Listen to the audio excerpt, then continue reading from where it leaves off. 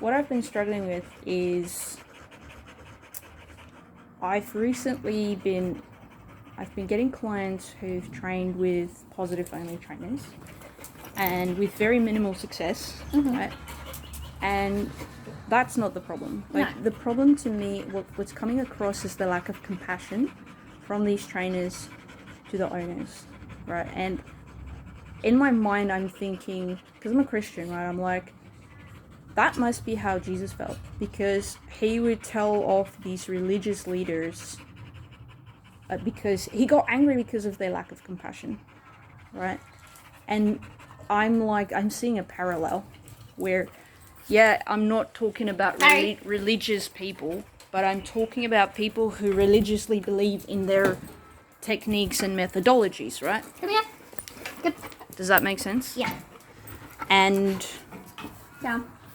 it just saddens me, and I'm trying to figure out how to talk about it without sounding abusive, without bad mouthing the entire positive only community, without, but just putting it out there of like, just because you have this methodology of positive only where you elevate the dog's mental and physical and all that well-being either to the same, or sometimes it comes across even as above the humans' well-being, because that's how it comes across, right? I'm just concerned because these people that I've spoken to, their mental state is so bad because you trust this professional, right, who comes in, that you don't realize that it's their philosophy, right? And what makes it more personal as well is when someone who believes in the positive only philosophy usually talks to someone like me who uses balance training, what I usually get is, oh, you use fear, you use force, you're cruel, you're abusive. And I'm sitting there going, I don't know if you realize what a hypocrite you are, because you are treating people the way you don't want people to treat dogs, right? Yeah. And I'm just really struggling to figure out how to put that out in the world and be like, that is not okay. That is not okay. I saw this TikTok that spooked me, not really that bad, but I was just like, oh, because it was on balance training, and it was like balance trainers that post TikToks and stuff. All they're doing is glorifying e-collars and but pretending it's nice for all this kind of stuff. Just people can have the view when they have the emotion of they're hurting the dog, but you as a balance trainer can't have that against the people. That's right. Because people get in the heart of it's dog. Emotion. But then when you no one ever thinks about the people the opposite end of the other end of the leash, which right? I don't think anyone really says. No, but that's what I'm saying. So when I say I train both ends of the leash, and the thing is, yes, when we discipline and punish, it's not fun. That is how it works. And when people talk about science, right?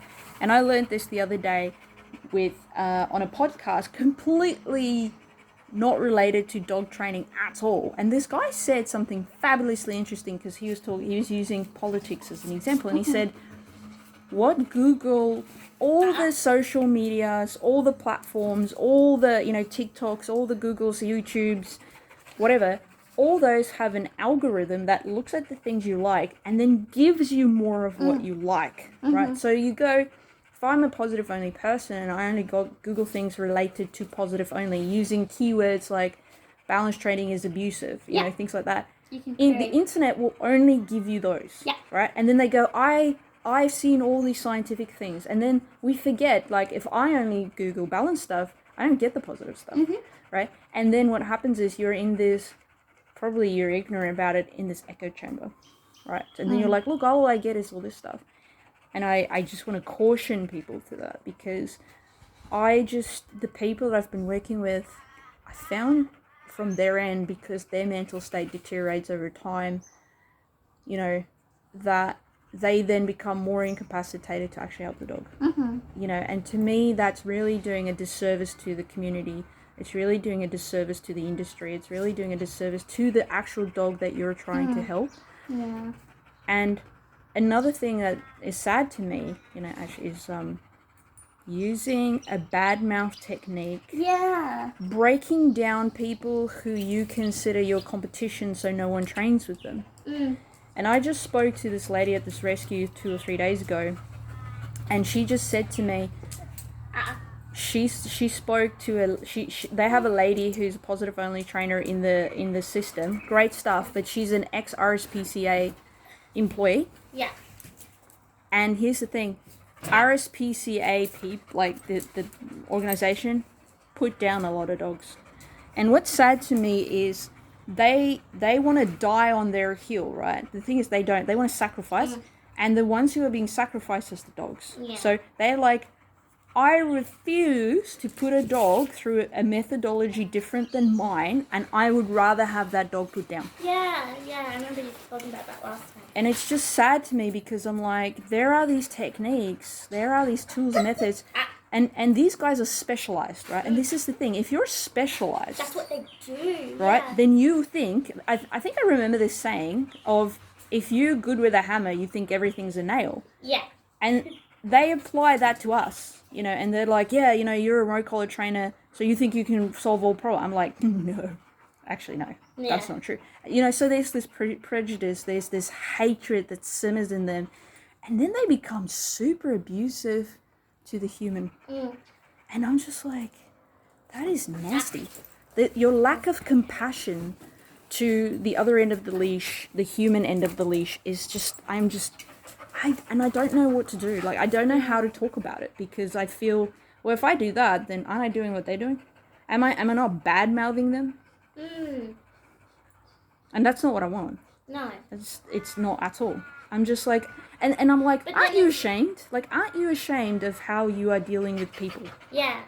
But then it's like, proving your point, or not proving your point, but like advocating for your methodology is just going to seem like you're bad mouthing, because it's what everyone that stands up, I guess, for anything that they believe in is seen as like dissing the others. Anything else. And I don't want to do that, because I actually really enjoy positive training, not positive only training, but I actually enjoy positive training.